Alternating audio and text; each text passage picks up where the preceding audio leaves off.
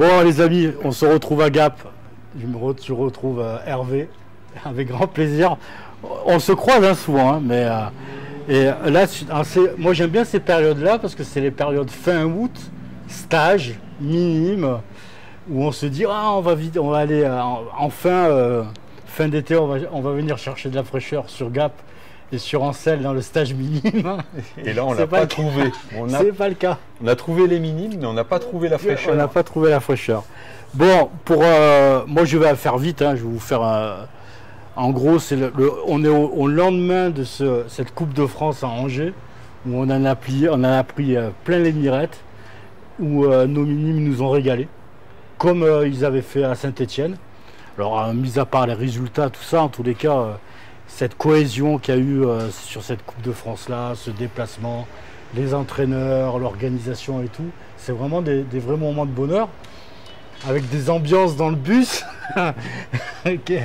Parce qu'à Angers, on a le temps de pas qu'à Angers dans le bus, je peux vous garantir que c'est épique.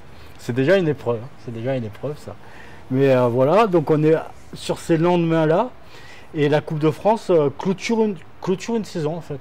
C'est ça, en termes compétitifs, oui, puisque on arrive sur une saison où il y a un changement, c'est que nos minimes, ils passent cadets cette fois-ci c'est ça. Dans quelques jours en fait. C'est ça. Et donc voilà, là c'était vraiment l'aboutissement de leur saison estivale. Et c'est bien d'en remettre une petite couche avant qu'ils passent cadets.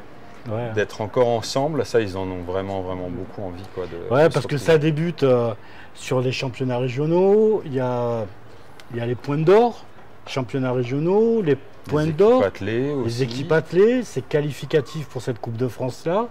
Ensuite il y a cette Coupe de France là, et à la fin, la cerise sur le gâteau, je dirais sur ce stage à Ancel, des minimes. Alors il y a ceux qui partent cadets, il y a les minimes première année qui s'installent. Il y a quelques minimes très qui ont un fort potentiel, hein, puisqu'on en a chaque année qui sont minimes première année et qui se qualifient déjà. Il faut rappeler que ce stage est sur des minima fédéraux. Donc on a déjà un certain niveau de performance à atteindre. Et on en a chaque année, c'est assez révélateur, qui sont déjà sur ces minima en minime 1. Donc, ça commence à faire une paire d'années quand même que la Ligue elle met sur cette commission jeune qu'elle met un peu elle met le paquet, je ne sais pas si on va appeler ça comme ça, mais en tous les cas qu'il y a une attention particulière sur ces catégories-là. Après vous les suivez quand ils passent cadet tout ça, on commence à avoir des résultats, on commence à avoir on commence à avoir des résultats, c'est-à-dire que ces générations, puisqu'on appelle ce dispositif les dispositifs génération 2028, entre guillemets, parce qu'on sait que c'est à peu près à cette période-là qu'ils vont commencer à pouvoir intégrer. Ça veut dire que 2028, ça veut dire que les Jeux Olympiques 2028, c'est eux qui vont avoir la breloque. On sait qu'il y en a certains, on les a déjà, on ne le sait pas encore, mais on les a déjà parmi nous. C'est ça. Et ce qui est marrant, c'est de voir rétrospectivement ceux qu'on a eu entre les mains et qui sont aujourd'hui les athlètes qu'on a pu voir à Eugene au championnat du monde ou à Munich au championnat d'Europe. On parlait d'Anthony Amirati. Anthony Amirati, champion du monde junior du saut à la perche. Camille Seri qui était au championnat d'Europe senior. Et on les a eu en stage minime. Et on les a eu il y a quelques années. Là, voilà, c'est des athlètes qui, il y a 5-6 ans, étaient ici en train d'apprendre les bases de l'athlétisme et qui se retrouvent en équipe de France. Donc on a vraiment une lecture. Mais en plus, on appelle ça un investissement. On investit dans les minimes pour qu'après, mais c'est hyper court quoi, parce que junior, Anthony il est tout jeune, Camille elle est toute jeune. On a l'impression c'est des petits. C'est ça. Ils sont là. Dans quelques années, ça va aller très très vite. Et dans quelques années, ils vont aller à l'international, ils vont parcourir les hôtels, les plus beaux stades, les plus beaux publics. Ils vont être tarabusqués par des journalistes de l'équipe C'est ça. Et c'est vrai que ces stages sont là pour leur parler de ça, quoi. Parce qu'ils n'en sont pas forcément conscients et ils n'ont pas forcément conscience que ça peut arriver, que ça va arriver très vite, puisque des Anthony Amirati et autres, ils sont rentrés en équipe de France déjà en cadet, sur des championnats, donc les championnats de moins de 18 ans. Et ça arrive très très vite. Donc il faut leur en parler, il faut déjà les mettre un petit peu au courant de ce qui les attend. Parce que ces échéances internationales, elles sont importantes. Et c'est quelque chose qui doit être un petit peu anticipé, quoi. Donc ça les prépare en fait, ça les prépare sur le point de vue physique, puisqu'on les voit là, ils sont sur du sprint, sur des haies. Voilà, là il n'y a pas de secret, ça ne se différencie pas forcément d'autres stages qu'on voit dans les ligues, dans les régions. Mais c'est un public auquel on va déjà parler de ces championnats futurs, des grandes échéances qui les attendent. La fédération, elle nous prépare un document où on leur montre le calendrier 2023, 2024, 2025, 2026, ce qui correspond pour eux à des années KD1, KD2, Junior 1, Junior 2, quelles échéances vont arriver et qu'ils en soient informés suffisamment tôt pour avoir cet objectif en ligne de mire quelque part, voilà, que ce soit leur but ou pas, parce qu'ils ne sont pas tous... Parce que là, ils ont ce rêve, ils ont le rêve, parfois ils ont dans leur chambre des posters de Kevin Meyer ou des posters d'un tel ou autre.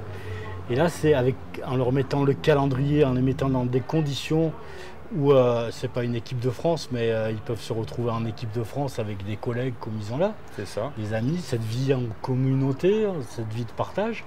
Cette vie de performance, où ils ont des déceptions, ils ont des réussites, ou comment moralement ils arrivent à se rééquilibrer et à être solidaires les uns les autres. Donc vous les mettez dans ces conditions-là en même temps. Donc ils apprennent le côté physique, mais ils apprennent aussi le côté mental, quoi. Complètement. Et puis voilà, vivre en collectivité, en groupe, avoir un groupe d'entraînement. Alors ce qui est très intéressant, c'est que depuis les échéances que tu as rappelées, la Coupe de France évidemment, ils se retrouvent. C'est les mêmes qui se retrouvent. Et ça crée vraiment une génération en fait.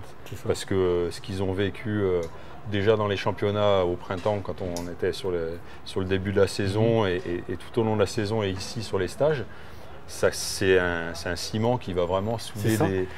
Ils savent que maintenant ils font partie de quelque chose. Donc ce rêve d'Olympe qu'ils peuvent avoir quand ils sont petits, sur lesquels ils travaillent leur performance pour se dire « Ah, c'est un rêve, peut-être que… » Là, ils ont le calendrier de ce rêve.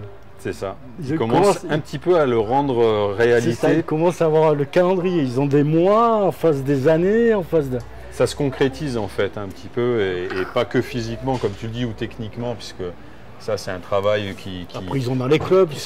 Voilà, c'est un travail, j'allais dire, qui ne fait que prolonger ce que font très bien leurs entraîneurs, qui sont soit présents aujourd'hui ici ou pas, mais en tout cas c'est leur travail c'est le résultat de leur travail. C'est le résultat de leur travail qui est valorisé ici, évidemment. Et nous on essaye de les emmener, de continuer à les diriger un petit peu vers ces objectifs-là.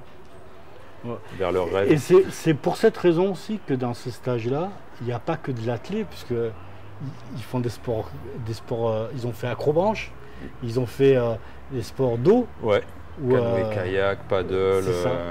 Où on sollicite mentalement d'autres choses dans ces sports-là. Et, ils doivent s'amuser. Enfin, j'y étais pas là hier, mais... Ouais, l'amusement, de toute façon, c'est au centre de tout. Hein. C'est le centre de la motivation. On ne fait pas les choses bien si on ne les apprécie pas. Et donc, il faut mettre toujours un petit peu ce côté amusement et défi, parce que voilà, dans chaque activité qu'on fait, ça tourne un petit peu à la compétition, à la confrontation, et ça permet de prolonger un petit peu le stade sans en faire trop, puisque là on est quand même sur une reprise, voilà, pour aller sur un peu le côté technique. On est fin août, ça fait suite à quelques semaines de vacances, on va dire. Ça.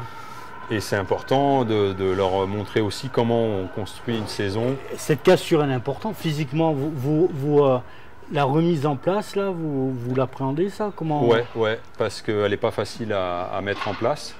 Il y a toujours une motivation hyper importante, et ça peut être source d'excès, de vouloir en mettre trop vite. Il faut plus freiner qu'autre chose. Exactement. Et un athlète, se freiner, c'est pas son truc, quoi. Le champion, pour le freiner, il faut qu'il y ait un entraîneur derrière par moment pour dire non.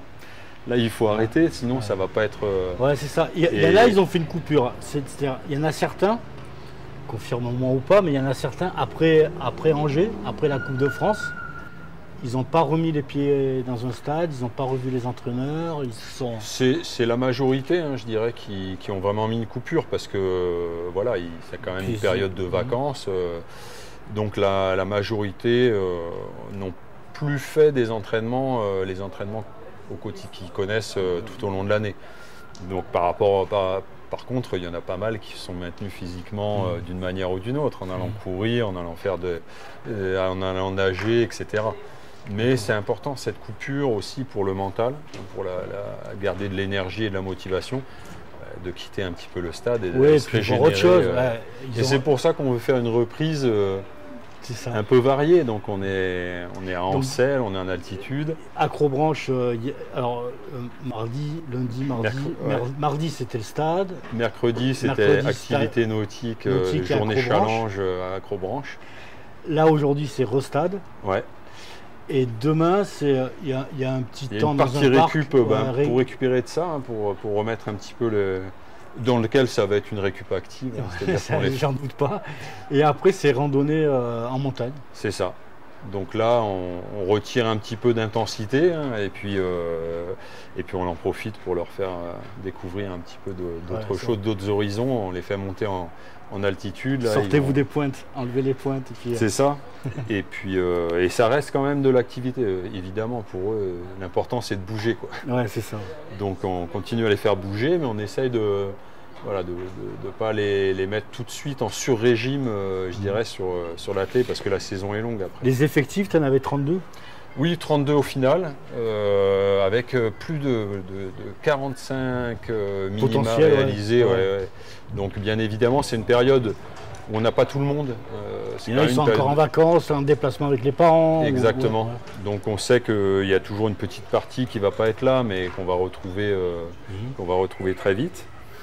Et donc c'est déjà des effectifs qui sont satisfaisants. Hein. C'est une bonne génération encore. Ça fait déjà après le Covid, on a eu l'année dernière où c'était une. Mais c'est un rendez-vous. La Coupe de France, ça devient un rendez-vous incontournable. Cette Coupe de France. Oui. Le stage d'Ancel, c'est un rendez-vous aussi pour eux parce qu'on le voit tout le long de l'année. Ils en parlent, ils sont sélectionnés, ils sont qualifiés. Ils essaient de décrocher la qualification ou la sélection à ces stages ou à cette Coupe de France là. Écoute, c'est quoi leur prochain rendez-vous là ? La date, il y a un prochain championnat dans les tuyaux. Il faut qu'ils se préparent pour quand là ? Ils ont combien de temps pour se préparer ? S'ils sont minimes, en fait, certains vont repartir sur ce qu'ils ont connu là, hein, donc là, une saison minime. Et puis il y a tous ceux qui vont passer cadet. Une majorité là, il y en a. Oui, c'est quand même la majorité, hein, puisqu'on a une majorité de minimes deuxième année. Ça, c'est lié au fait de réaliser un minima assez élevé quand même. Et donc, ça va être une sacrée transition, quoi. C'est une charnière, passage minime cadet. Minime cadet, on voit le changement physique. Il y a un changement physique énorme. Il y a. C'est le début vraiment d'un entraînement qui va s'intensifier, on va dire, parce que c'est un petit peu difficile pour un minime de s'entraîner. Normalement, on préconise 3 entraînements par semaine, 4 entraînements maximum par semaine. Et puis là, progressivement, ils vont rentrer sur du 4 à 5 entraînements par semaine. Donc voilà, ça devient... le rendez-vous le soir au stade, c'est j'arrête l'école, j'arrête le lycée, je pars du lycée, le stade, je passe au stade avant de rentrer chez moi. C'est ça. C'est un peu le rendez-vous, le quotidien d'un athlète qui se prépare à vouloir faire plus. Ouais. Et donc voilà, ça va être la rentrée et puis la préparation progressive de la saison hivernale. Bon, on va continuer à les suivre. Hein. On va continuer ça. Merci Hervé. On continue à se voir ce soir et demain et pour la rando demain. Et départ samedi, vous rentrez et départ samedi après-midi, ouais. Bon, très bien. Merci Hervé.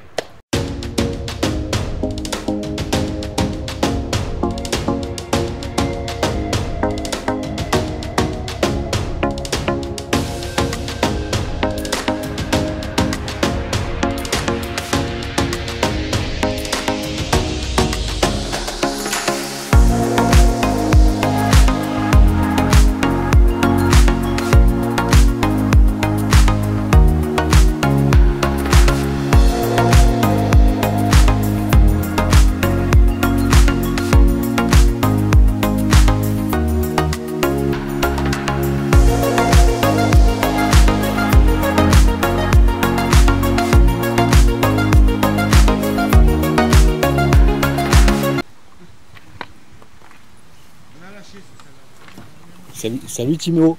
Bonjour. Hop, ça retombe. Ah bah, c'est bon. Timéo, je l'ai vu à Angers, Coupe de France. Mais Timéo, t'es quel club toi? De l'ACS, l'Athletic, et aussi qui fait partie du club de l'Athletic Club Provence. Ex. Ouais, c'est ça. Et ouais, bon résultat, c'était pas mal à Angers. Hein. Tu me racontes un peu? Alors, je suis quand même assez déçu parce que j'ai gagné ma série, mais c'était la moins bonne des deux séries et j'ai fait un chrono assez horrible quand même. C'est vrai? Ouais. Il y avait John qui te tarabisquait là, je le voyais. Ouais. Ouais, mais vous êtes souvent déçus, mais après, en fin de compte, t'étais premier de ta série. Après, c'est compliqué d'être sur une série où il n'y a pas de grosses performances, où il faut s'échapper. C'est vrai que si tu avais été dans la meilleure série, peut-être que ta performance elle aurait été tout autre. Hein. Peut-être, mais d'habitude ça me gêne pas trop. C'est surtout moi je supporte très très mal la chaleur. Ah, du ouais. coup, c'est vrai qu'à Angers, dès qu'il fait un peu chaud, moi j'y arrive plus. Ouais, c'est vrai qu'il faisait très chaud. Bon, là tu es sur le stage. T'aimes bien les stages? Oui, c'est cool. Franchement, ça permet de s'entraîner avec d'autres entraîneurs, de voir ce qu'ils pensent par exemple de notre marche. Comparé à notre entraîneur qui du coup lui nous voit tout le temps et nous dit certaines choses alors que les autres entraîneurs peuvent nous dire d'autres choses qu'on n'a pas l'habitude d'entendre. Et c'est vraiment cool parce qu'on part dans des endroits qu'on n'a pas l'habitude d'aller. On s'entraîne beaucoup plus aussi que d'habitude. Voilà. Ouais, c'est-à-dire là vous sortez des vacances. Ouais. T'as pas fait de marche pendant les vacances? Un peu. Ah oui, quand même, un peu. Ouais. Bon, et là, c'est la reprise de la saison, quoi. Ça y est, et une reprise à la montagne, c'est assez sympa. Ah oui, c'est cool. Qu'est-ce que vous avez fait? Raconte-moi, qu'est-ce que vous avez fait depuis là? Vous êtes arrivé quoi, lundi? On est arrivé lundi. On a fait une petite séance renforcement musculaire, coordination, enfin histoire de bouger un peu. Le deuxième jour, on avait eu le matin une séance de marche envoyée par John justement. Quand même assez dur pour une reprise. Et l'après-midi. Ça veut dire que John il est venu, il a fait l'alerte? Non, il a donné des consignes. Des consignes à Enrico. Et l'après-midi, je sais plus ce qu'on avait fait. Vous étiez sur le stade, hein, c'est ça? Oui, on était sur le stade. Mercredi différent? Mercredi, oui, très différent. C'était comme l'année dernière, activité nautique et l'acrobranche l'après-midi. Mais qu'est-ce que ça apporte de faire des activités comme ça quand on fait de l'athlétisme, quand on fait de la marche? Ça apporte quoi, à ton avis, de faire de l'acrobranche, de faire de l'athlétisme, des sports nautiques? Bon, je pense que c'est juste histoire de bouger un peu parce qu'on ne peut pas s'entraîner tous les jours non plus. Ils veulent nous faire autre chose que l'athlé et ne pas rester enfermés sur notre téléphone. Ouais, ça c'est pas mal. Hein. Ouais. Mais des activités comme ça, comme l'acrobranche et des sports nautiques, ça développe l'équilibre aussi. Hein, ouais, aussi. Et puis d'être dans un autre milieu. Après jeudi, vous étiez sur le stade également. Et là, ce matin, c'est base de loisirs d'Ansel. Là, comment ça s'appelle ce que tu essayes là, l'équilibre le Skyline. Skyline, c'est ça. C'est dur, hein? Oui, c'est vraiment dur. Et ça aussi, c'est un travail sur l'équilibre qui est important. C'est important l'équilibre quand on fait de la marche? C'est important partout l'équilibre. Partout, hein? Ouais. Il faut toujours quand même faire beaucoup de gainage dans tous les sports, n'importe lequel. Et c'est toujours super important. Et après cet après-midi, c'est randonnée, donc ça va vous faire travailler un peu le cardio aussi, hein, l'effort un peu plus prolongé, un peu plus constant. Et donc pour cette reprise-là, alors toi, tu passes cadet? Oui. C'est un moment important, non, de passer cadet pour un sportif? Oui, il va commencer à y avoir des grandes compétitions, notamment les championnats de France individuels déjà, et peut-être d'autres compétitions comme les championnats d'Europe et les championnats du monde cadet. Que j'espère évidemment faire. Hein. Ah ouais, t'as des sacrés objectifs là.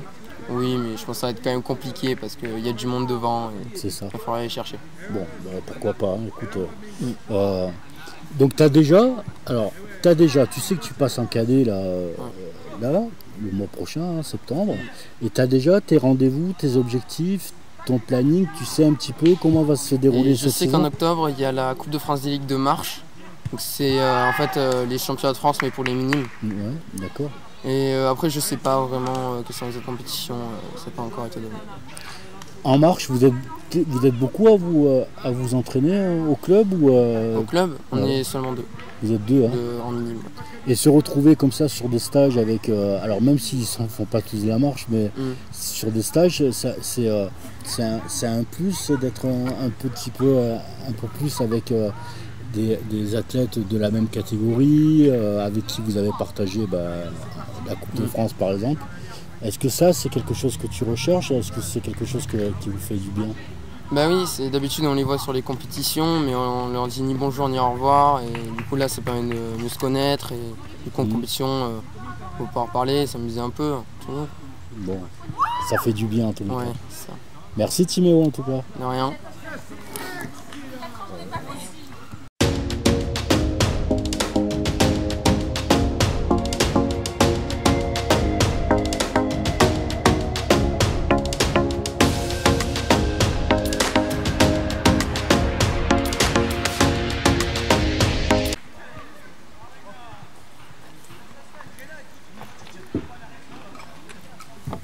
Bonjour Enrico, ça va? Bonjour Yves, ça va? Très bien, et toi? Je suis avec Enrico, qui est entraîneur à l'ASCO, qui vient de passer la semaine là, sur le stage minime.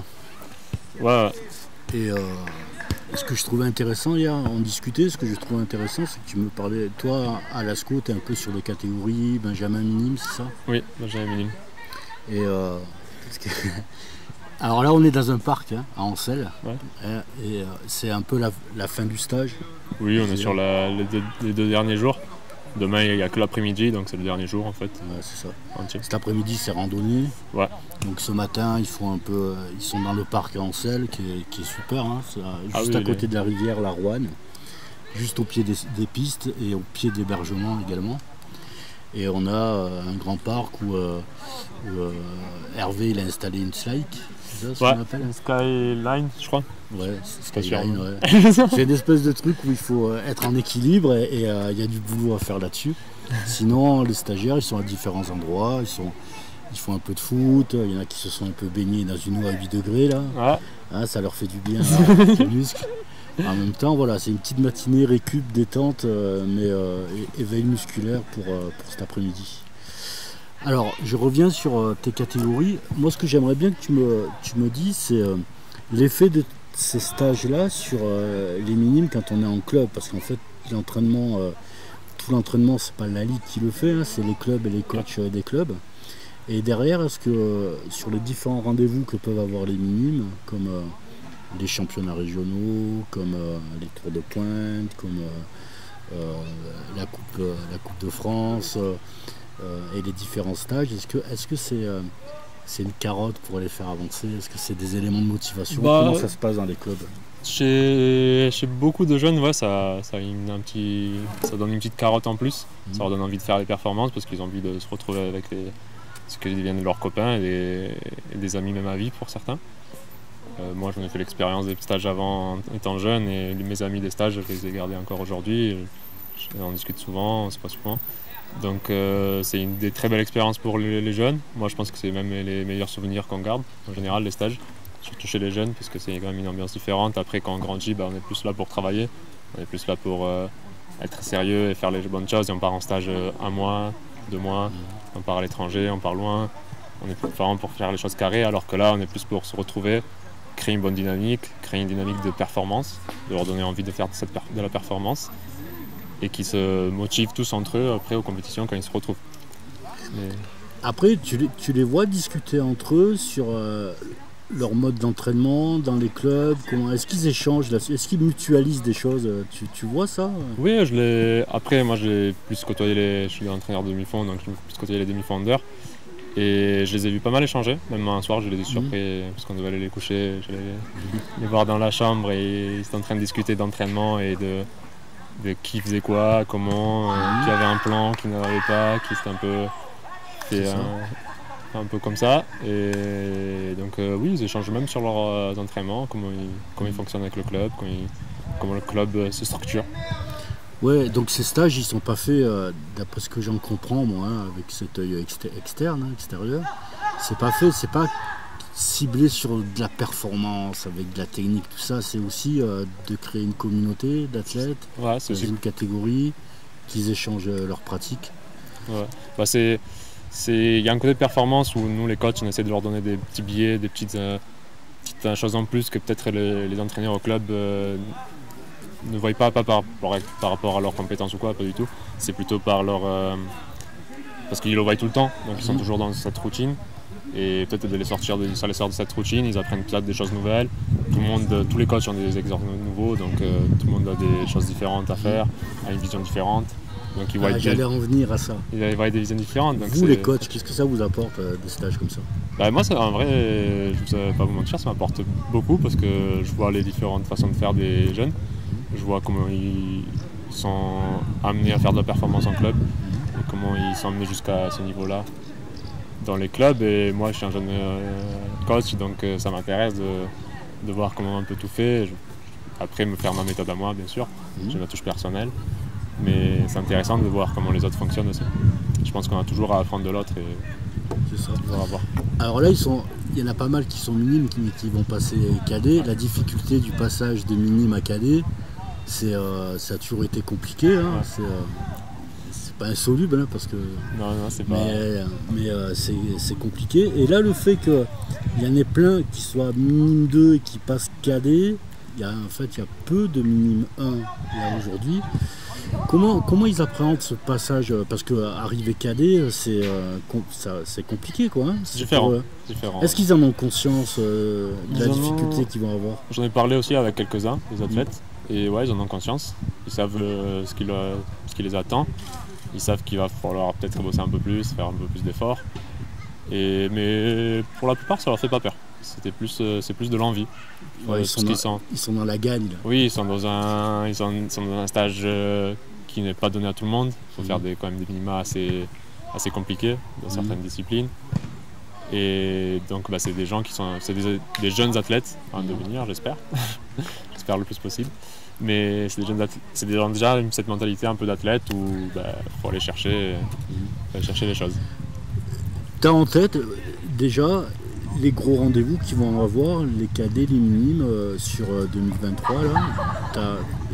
Il y a les championnats, alors il n'y a pas encore les dates, hein, mais c'est quoi leur date? Vous les préparez à des dates, je suppose, vous les entraînez en disant voilà, au bout du compte, il faudra aller sur tel championnat, pour telle qualification et tout. C'est ça. C'est quoi les championnats régionaux? Pour certains, ça dépend le niveau de chacun. Pour certains, ça va être du coup les France. Donc on sait déjà, pour ceux qui font de la salle, que mi-février, ils ont leur rendez-vous en salle. Et qu'à la mi-juillet, ils ont leur rendez-vous chez les jeunes, en tout cas, en plein air. Pour nous, les demi-fondeurs, il y a aussi les crosses qui rentrent en compte. Donc, c'est un grand moment pour les demi-fondeurs, les crosses, pour les clubs et pour les... Oui, parce qu'il y a toujours on veut garder cet esprit club. Il y a cet esprit club qui ressort beaucoup dans les crosses. Tout le monde se donne un coup de main pour bien faire la course. On est soudés dans le cross. C'est aussi un truc un peu par équipe, surtout dans les plus grands clubs.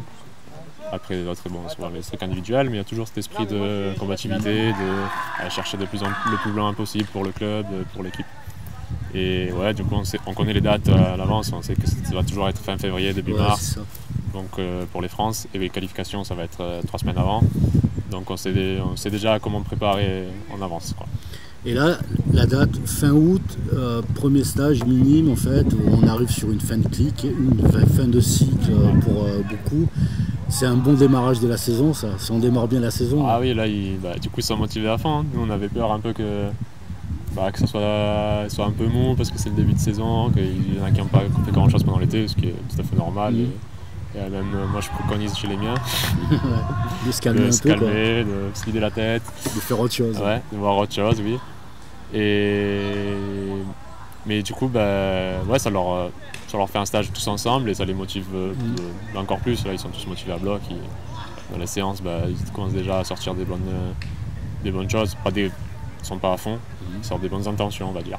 Et parce que ça se motive entre eux. Bon, Enrico, cet après-midi, c'est la rando. Il y a beaucoup de kilomètres là. Vous avez regardé une dizaine peut-être, non? Oui, par là, on m'a dit que c'était à peu près 2 heures, 2 heures, une heure et ouais, demie, 2 heures, 1h30, 2 heures.